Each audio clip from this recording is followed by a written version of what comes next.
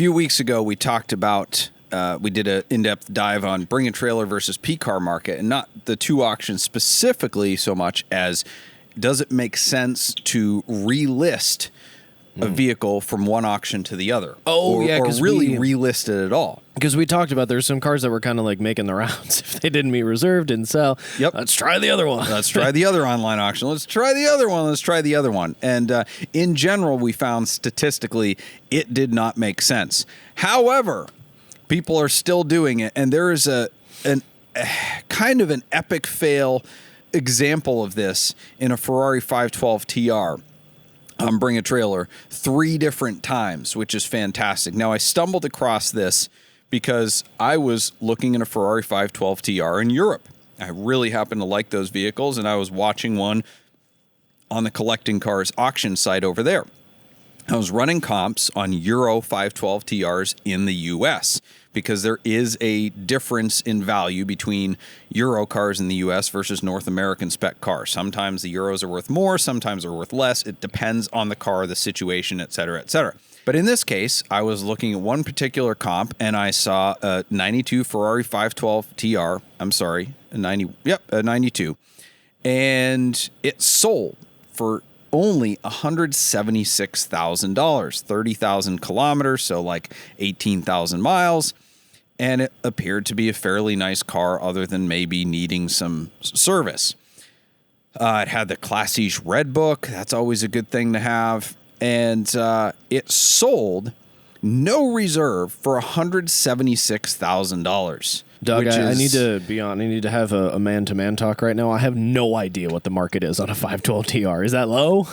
A good U.S. one is like 300 plus. Oh my gosh! Yep. Holy moly! Yep. So a special color, real low miles. Like if you got a collector mile one, could go into the 4s. Right. A 512M, which is the further updated and more limited version of the TR. Right. So they went Testarossa 512 TR F512M. They were all Testarossas, similar, basically the same body with some revisions. The 512 TR was a huge improvement over the Testarossa. It was a different top end to the engine. I think even maybe a different crankshaft. Some Ferrari nerds will correct me there. Revised suspension, brakes. They did revise the body somewhat, updated a lot of things, updated the interior, the wheels. I mean, it was like almost a full redesign of the car without redesigning the car. You still get that classic look with all the strakes everywhere. These are gorgeous. Correct. To the uninitiated, if you parked a 512 TR, a Testarossa, and a Fiero kit car next to each other, they would think they were all the same. But anyway, so we're looking at 512 TRs. I'm going $176,000. That is way cheap. And then we looked at the top here of the comments, and it turns out that the buyer said, hey, I tried to reach out to the seller multiple times. They never contacted me. Finally, they contacted me and said, we're not going to sell it for the price that we got. And Bring a Trailer confirmed in the comments and said, yep, that is true. The seller did not respond to our outreach and wouldn't complete the deal. So we've cut ties with the seller, and the winner's auction winning fee on their credit card was refunded. So, like, you know, the buyer's fee is obviously a percentage value of the car, and that's a huge thing if you back out to lose that amount of money. Correct. The seller's fee or cost of the listing is nowhere near as high, right? It's $99 to run a vehicle on Bring a Trailer.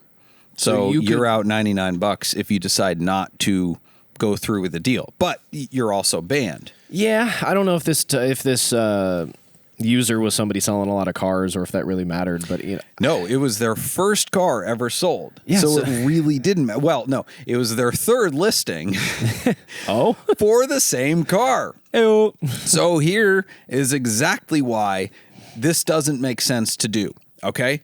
So they initially listed it in January of 2024, and it was bid to $225,000. Closer, still not quite on the market. Reserve not met. It was listed again in April. It was bid to $198,000. Not content with the declining bids on Bring a Trailer, they went to P-Car Market in, I believe, May, and there it bid into the 170s. I think it actually bid to 176, which was the same number that it sold for this last time. Again, didn't sell, so they took it off the market for quite a while, which is the right thing to do, and then they ran it no reserve, which again, typically is the right thing to do. Hey, if the car didn't meet reserve, let's run it no reserve. That's what the auction house will tell you. It'll generate interest. It'll get people.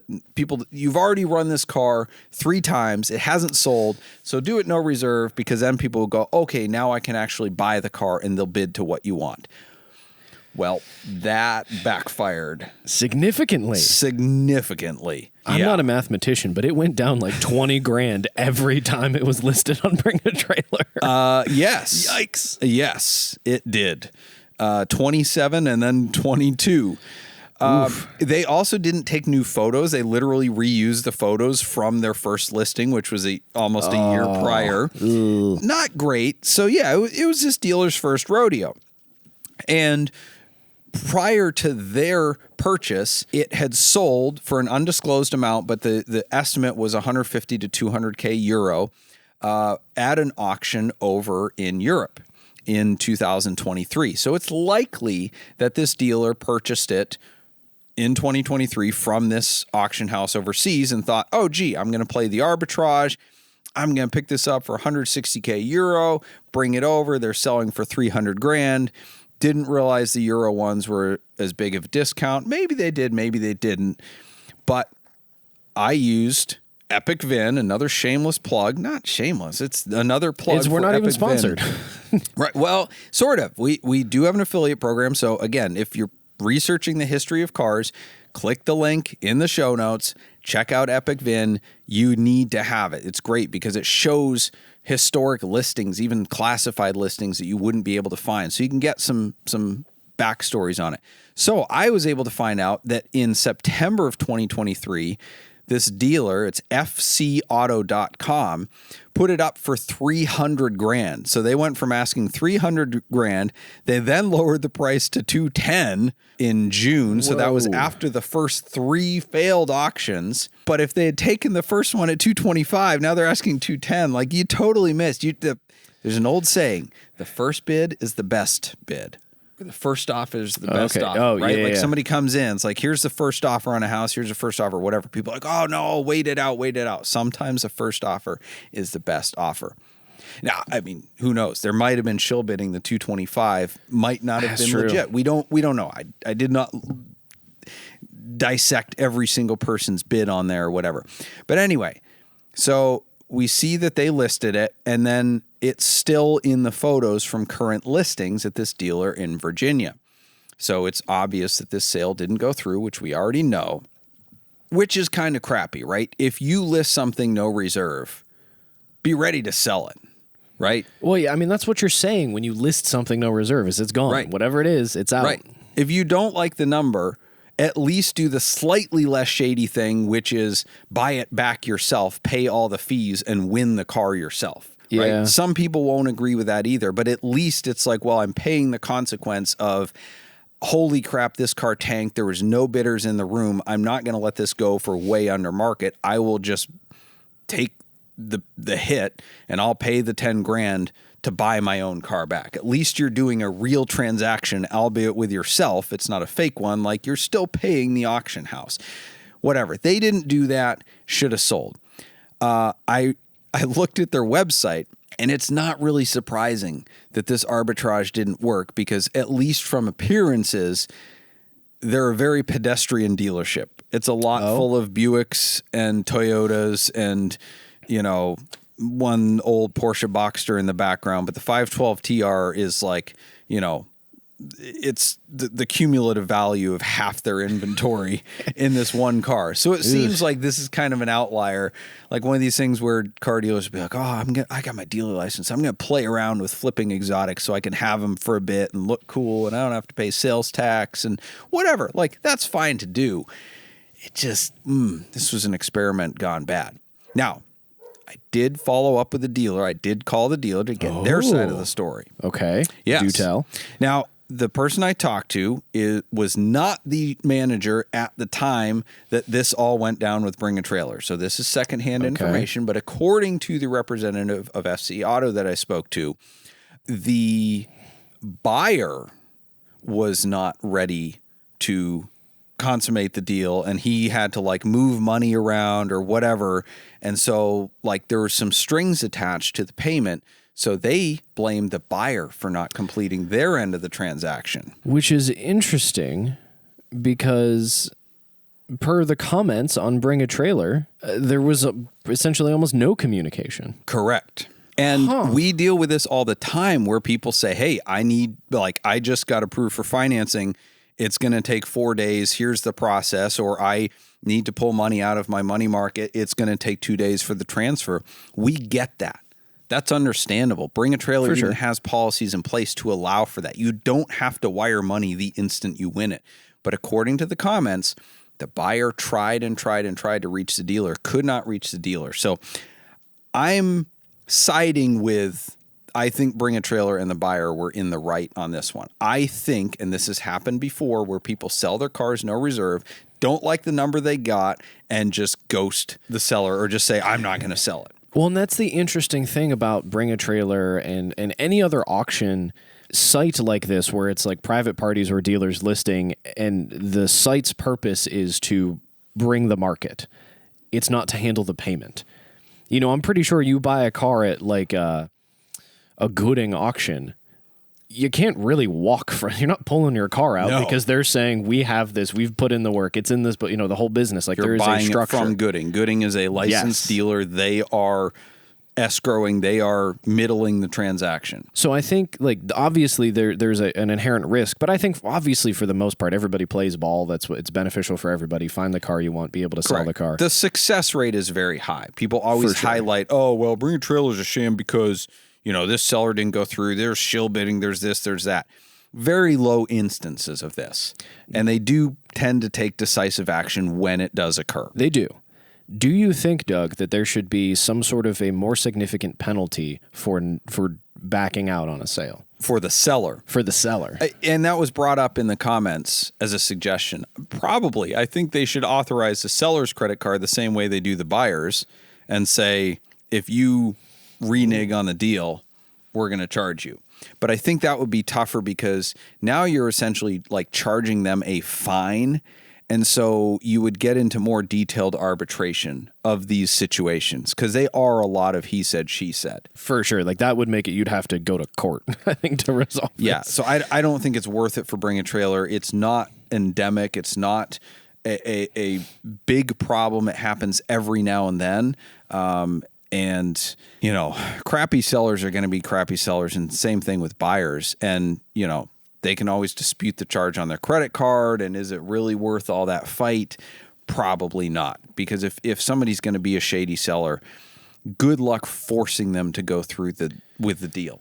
It's not going to work. They're going to say, okay, well, sue me. It's not worth it. And all of the rigmarole that Bring a Trailer would have to go through for every other seller who's just there to sell their car and do a good job, there would be a lot of overhead for a very small percentage of the overall sales. Correct. The interesting thing was, though, they said that currently the car is at service at a local performance shop in New Jersey. They're doing the full engine out major service, new tires, and don't hold them to this, but the dealer FC Auto said that they would be listing it looking to get 210 once all this service was done. Now, an engine out major service and tires, if done properly on a Testarossa, is probably 20 grand. Yeah. So 176 plus 20 is like 196. Maybe they were willing to sell it at 176. Maybe the new manager's better and just doesn't care and wants to move the car. I don't know. Maybe it was the owner's call. You know, again, we're only going off of what we're told, secondhand information. I think what they did was a little shady, and it came from a place of not understanding how the auction process worked and trying to exploit it. But, you know, 210 fully serviced, that's not a terrible deal. Yeah. It's really not a terrible deal. Speaking of which, that also confirms our point from last week that importing European cars that are legal here, importing cars from Europe that are already legal here, doesn't really make sense most of the time. There's very little opportunity for arbitrage because this particular 512 TR that I was watching on collectingcars.com that started this whole thing, it was a 50,000 kilometer car, so 30,000 miles, black on black, no service history other than the recent service that it just had, and it sold for 171,000 pounds, which I believe is about $208,000 current exchange rates. I would still have to get the car here, which is another, we'll say 15 grand for the sake of argument. So I'm in a European car, 230-ish, 225, landed here, and it's still a Euro car, and I've got all the risk and hassle of bringing it over. And I could buy this red one here for 210 fully serviced, in theory, if they'll sell it for that number. Who knows? They might back out. Yeah. Well, it's like the rebuild thing we just talked about. Like sometimes the number that is on the web page that you're looking at or is on the ticket, like that isn't everything. You need to consider the whole package of what it's going to take.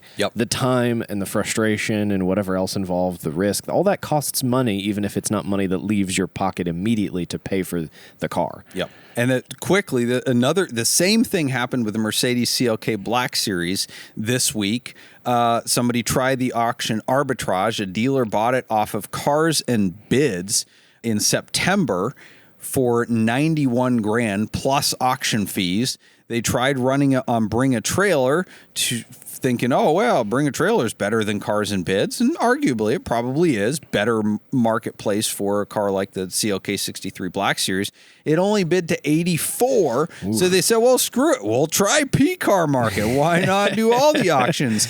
And it bid up today on P-Car Market to, buffering, $76,000. Yikes. Yeah, that didn't work out too well for them. Sorry to say. God, these are so cool, though. Yeah, they are. Oh, and you can stick shift swap them, too. 6-speed manual. Can you really? You can. Might be one of the greatest driver's cars on the planet. Oh, my God. But we're moving on to the license plate game. Yes, thanks to Alan Hoover for the suggestion here. This has become a fan favorite. The game is one of us reads a vanity plate, and the other person has to guess what kind of car it's on. How good are we at stereotypes? Love a good stereotype. Oh, boy. Here we go. Don't clip that. All right, here we go. Thank you to all who submitted these. And, yeah, keep them coming. All right. Hit me, Doug. I'm so ready. Okay. This one, I've got great ones for you this week. This one is from Josh Pasante, friend of the podcast. Ohio plate, Mrs. Stig. Oh, he also submitted one to me, too. I was afraid you were about to read what he sent me this morning. Anyway, Mrs. Stig. No. A Macan. Nope. Okay. What is it? Keep guessing. Nope. You can't. I mean, I'm going to get it wrong. You're not going to get it. What is it? Just guess. Come on. Like a Mercedes station wagon. Nope. A BMW. Nope. Literally I told Josh, I'm like, if I had to guess this, you guessed 2 out of my 3 guesses. I was going to say Audi station wagon, Mercedes AMG wagon, or a Porsche Macan / Cayenne. Yeah. It is a Haltima. It is a Nissan Frontier. Do you think that Mrs. Stig is not actually referring to what we think it is? Maybe. What if that's just her last name? Maybe. Yeah, it's possible. Or maybe Mr. Stig took the advice on our video, which is don't influence your wife's car buying decision. Just let her buy what she wants. Don't try to make her a car person. Or that's just another reasonably priced car that we didn't get that season over here or something. It was some bonus content. Yes. Yikes. Alrighty. The from me also from Josh, friend of the podcast. Aviator. AV8 EER. That's Travis Bell, Celebrity Machines, hates it when people put things after the number 8, like a T or whatever, and it's like, no, the T's already there. AV8 Yeah, it's just already put the R. Just put the R. Doug, you're stalling. Lincoln Aviator. No. Honda Civic. There's no reason it doesn't make any sense. Well, no, he's probably a pilot. He flies. Oh, yeah, I guess. But yeah, the E's are already in there. All right, hit me. Oh, gosh. Oh, man. Because you gave me an 8-1, I have to... oh, no. All right, here's one. Renegade. So it's RENEG8D. I read it as renegated. Yeah, Renegated. Is it like a gated manual swap Jeep Renegade? No. That's got to be on like a Charger. It's a Corvette C7. Yes. No wonder it doesn't make sense. That's a boomer plate. It pisses me off, though, because it's renegated. It's not gated. No. So this next one, I saw with my own eyeballs. Late. It's another 8, L8. Night, NYTE.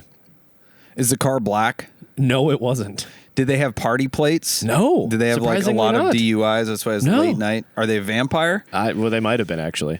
I'm stalling again. I don't think you're going to guess it. Infinity sedan. No. White Ford Explorer. Dumb. It's so dumb. I don't understand why you would even get late night on a plate. I don't know. All right. I love this one. Okay. I'm putting on the sunglasses for this one because there's a story. It's not Aviator, behind is the it? answer. No, behind the answer. If you get it, I'll tell you the story. Okay. I'm a flirt. Well, I knew that already, Doug. No. That's definitely on an Ultima. No. No. Or an Escape, a Ford Escape. No. What is it? Hummer H2. Really? Rare H2, yes. Oh. Yes. And what are the shades? There's a plate surround that, well, it's the one about, like don't tailgate. If you're going to tailgate, then, pull my hair. Oh. Yeah. There's been a lot of those lately. I've seen them all over the place. Yeah. Everybody's just very So I'd charged. say they are a flirt. But anyway, so Wouldn't the that be reason a I little more have than these flirting, though? terrible sunglasses, ladylike sunglasses, is I once took in on trade a Hummer H2 that had a sticker on the back window that said, "Life is short, drive a Hummer naked." And it was a lady who traded it in, and these are her sunglasses that she left wasn't in the Hummer. naked then. It lied. The sticker lied. All right, I've got a submission here from the Instagrams. Thank you very much. Camry V8. Lexus. There's a few of those. I know. I'm trying to think which 400 Lexus I'm going to guess. Ethan, while he's stalling over here, we're going to need to get one of those chest timers. Well, no. If it's Camry, like LS 430. It is an IS 500. Like a brand new one. Yeah. Okay, that makes more sense because it's the same body. Is it? I was kind of wondering. Well, an LS definitely isn't. It's a big body rear-wheel drive, but it's in this. They sent me a photo. It's in this gorgeous blue color too. So, hot. At least I had Lexus. You did. I was very impressed. All right, last one for you. This one comes with a great story. This is like a wall of shame, shrewd negotiator, all in one. Paid off Florida plate. That is a 10-year-old Jag. No. It is a 2020 Nissan Versa. Oh. And here's the bay part of this. How did nobody else It's not paid off. What did you check? Somebody else did, and I verified it. There is an electronic title with an electronic lien. The lien holder is Capital One Auto Finance, which is amazing. Typically pretty high interest rate financing. Oh, I can't follow that up. Yes. That's amazing. And it's not. Now, a lot of people in the comments allege, like, oh, well, you have to take your title in. They paid it off, but they didn't. And it's like, no, electronic title with electronic lien. If you pay it off, the lien holder submits a request to the system, and it shows up. It's not in there anymore. Yep, that's how that works. Somebody ran in the Florida DMV, like, there is a lien on it as of today. Wow. And I checked Carfax, and as of June or July, whenever the registration renewed, it said loan or lien reported. So yeah. Nice. Yep. That was amazing. Self-owned. Oh. That should be their new plate. No, what it probably was right there, Nissan is like they're corrupt government people or something, and they got paid off to do something. So they're saying like, I really like taking bribes. They're just advertising that like I'm open for business. In my Versa. Open for bribeness. Bribeness. This episode is brought to you by Sheffield All Sport Watches. The Sheffield brand was recently revived by Jay Turkbus, an owner of an original Sheffield All Sport diver he received from his parents in 1970 when he was just 11, beginning his love of watches. As an adult, Jay used his extensive expertise in product development and marketing to revive the brand that started it all. He set out to develop watches with a high level of quality and specification at a value price. His first effort, and a successful one in July of 2023, was the debut of the Sheffield All Sport Diver 1. It had the kind of build and movement that much more expensive watches use, and his debut price of $108 was equivalent to the $13 his parents paid back in 1970. Since that debut, Sheffield has expanded to a wider range of automatics and chronos, many designed around vintage Sheffield dials of the 60s. The Sheffield well of clever and unique design remains his inspiration, as well as maintaining the goal of high quality, very affordable range of automatic and quartz watches.